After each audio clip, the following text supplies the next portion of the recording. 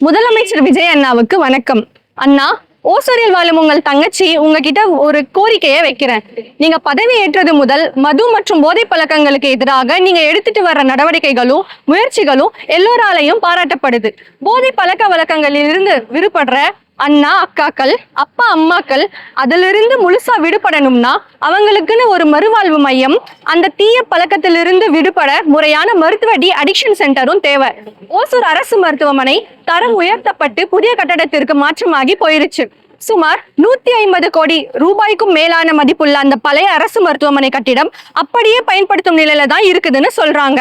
அந்த பழைய அரசு மருத்துவமனை கட்டிடத்துல மருத்துவம் சார்ந்த மறுவாழ்வு மற்றும் டி அடிக்ஷன் சென்டர் அமைச்சு போதை பழக்க வழக்கங்களில் இருந்து விடுபட முயற்சி செய்யறவங்களுக்கு உதவ வேண்டும்னு நான் கேட்டுக்கிறேன்.